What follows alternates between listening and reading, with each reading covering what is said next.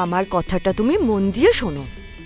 এইটা হচ্ছে ঠিক সুযোগ, যেটার জন্য আমরা কতদিন ধরে অপেক্ষা করে বসে আছি।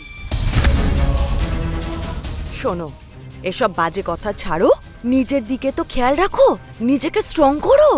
যাও, তুমি যাই সবকিছু পাবে, সবকিছু কিভাবে হাসিল করবে সেই সব নিয়ে চিন্তা করো। যাও।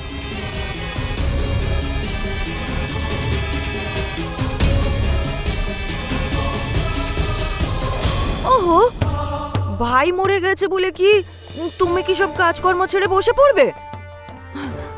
বড় ছেলে হিসাবে তোমার প্রাপ্য তুমি পাও, সেটা চাও না? চাইছি, কিন্তু এই সময় না। এই বিষয়ে আলোচনা করার জন্য এটা ঠিক সময় নয়। এই সময় মানে? তোমার সময় ঠিক মনে হচ্ছে না। তুমি যা ভাবছো এটা পুরোপুরি ঠিক সময় না।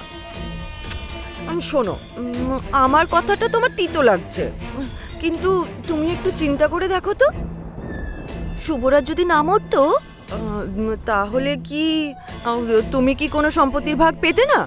যদিও ভাগ পেতে, তাহলে তুমি একা ভাগ পেতে না।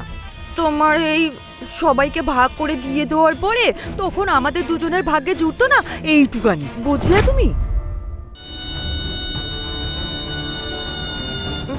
শোনো, তুমি আমার কথায় আবার রেগে যেও না।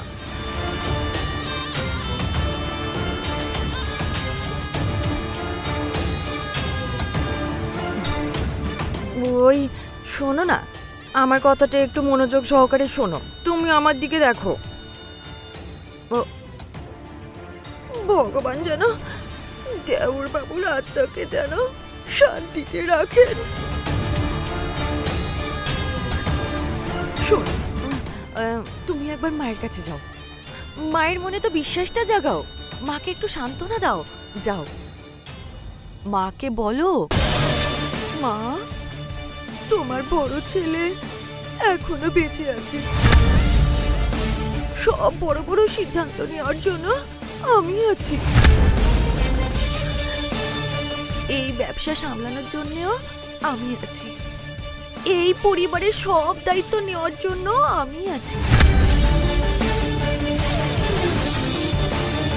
যাও বিলাস প্রধান বাবু, যাও, যা যা তোমার প্রাপ্য তা কিভাবে তুমি নিজের করে পাবে সেই বিষয়ে চিন্তা করো।